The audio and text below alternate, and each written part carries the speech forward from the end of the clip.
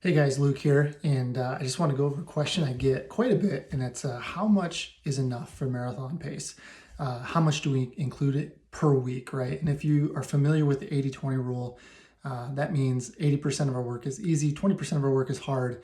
Now, what actually makes up that 80% easy and 20% hard is up for debate, and I think it's misconstrued quite a bit, but that's not where we want to go today. I want to go into what actually constitutes per source of workout you're doing. So like if it's whether it's marathon pace, long run, uh, tempo run, LT work, speed work, whatever the case is, there's really an ideal amount of work that each person should be doing, and this is really dependent on how much mileage they're doing per week, right? So for the marathon, ideally, you see 15 to 20% of your weekly mileage being marathon pace work, right? So that's not saying every week you have to get 15 to 20% in per se.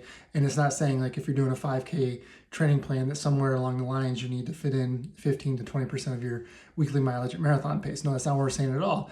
We're just saying that if you are doing marathon training and you need marathon pace work in your week, then the ideal amount of that is going to be 15 to 20%. The caveat to that is up to 18 miles for the week, which is the cap, right? So you wouldn't go over 18 miles a week, but it doesn't mean if you're running 40 miles a week that you can take it up to 18 miles a week. It means that your mileage should dictate 15 to 20%. And then once you get to 18 miles, cap it there, right? So just to put that into perspective, if you're running 30 to 40 miles per week, then you can run up to 4 to 8 miles worth of work at marathon pace per week, right? And so if you go up to 40 to 50 miles per week, then that number can go 6 to 10 miles per week, and then 50 to 60 miles per week, 7 to 12 miles out of your weekly volume can be marathon pace. And I gave you those three numbers is because those are that's, I would say, for the vast majority of people, that is the spread of mileage that they're typically doing, right? So a beginner might start out a little less and they might only peak at 40 miles per week, depending on the plan that they're doing. Other times you're going to be starting at 30 and building to about 50. If you follow the Hanson's Marathon method, you're going to start pretty low, but over the course of 18 weeks, you're going to peak out probably close to 60 to 65 miles for the week if you're in the advanced plan, right? So you're in that kind of range. And so when you look at the plan, you can be confident that that's going to fit pretty well, given those percentages and things like that. So I do think that where it gets tricky is when you're running less volume, right? And because by less, I'm talking those that are doing a low mileage marathon plan, maybe peaking out at 40 miles per week. So you could get up to, say 8 miles worth of work. But the tricky thing is like, typically when those people are doing those plans, they're slower. And that's not meant to be disrespectful or anything. It's just saying that, the vast majority of 3-hour marathoners are probably running more than 30 to 40 miles per week.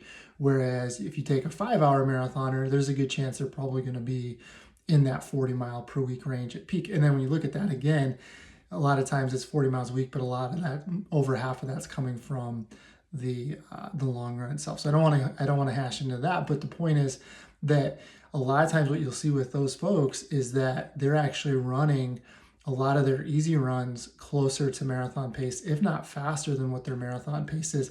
A lot of times their marathon pace is even slower on race day than what it is when they're usually running for an easy run. And so to me, that just shows that their general endurance is not where it needs to be in order to take that next step to get below that threshold where you're going to have a clear-cut difference between your easy runs and your marathon paces, right? And so that would be my goal as a coach, is to, if I can boost your volume, get it from 30 to 40, and then where you can handle up to 50 miles a week in training, there's a good chance that I can get those paces to line out and be more in line with what they really should be. And then you're not necessarily just running your easy runs at marathon pace or whatever.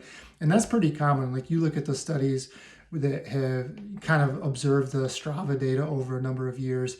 There's a lot. I recently did a talk in my run club on keys to breaking 4 hours, and that was a very common thing for like 4:30 and above marathoners, was that they were running less mileage, but the more mileage was above kind of their aerobic threshold, and then they couldn't race at their aerobic threshold, which just told me their endurance just wasn't where it was to where it needed to be to support that, right? And so that's all I mean by that. To me, it's just further evidence, again, like I said, that if you can boost your weekly volume by focusing on easy running and then inserting the marathon pace at these guidelines at 15 to 20%, because you're not going to hit 18 miles at a max until you get up to about 90 miles a week, right? So that's not going to be the concern, and it shouldn't be the push, because you see a lot of times too where people will just try to do these big runs at marathon pace, or if they're running all their easy runs pretty close to marathon pace and they're running 30 miles a week, but every 4 to 5 mile easy run is at marathon pace or faster, they're accumulating that over the week, and it's probably too fast. So there's some things you got to look at there. Like I was saying, like either the goal's not right, like it might be just somebody who, you know, has run a couple of 5Ks and 10Ks, and they're saying, well, I want to run a marathon. I don't know what I'm capable of. Let's just run 4:30.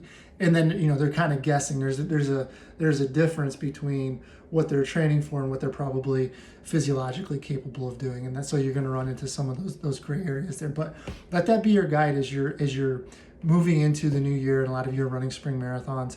How much do you actually need? So you can take it as that, like, you don't need a ton of, like, you know, if it's, you know, up to 20% of your weekly mileage, it's not an insignificant portion of your weekly mileage. However, it shouldn't be 50-60% of your weekly volume, regardless if you're a 3-hour marathoner or a 5-hour marathoner. We got to figure some things out there. And so if that number is way too high, it's telling me you probably need to just back off and focus on building your base volume up to a higher level where those things will start to clarify themselves out. So hopefully that helps you. But again, use those guidelines as you're planning your workouts and your weeks out. But hopefully we can get some results this spring, and we'll talk to you later. All right, take care. Bye-bye.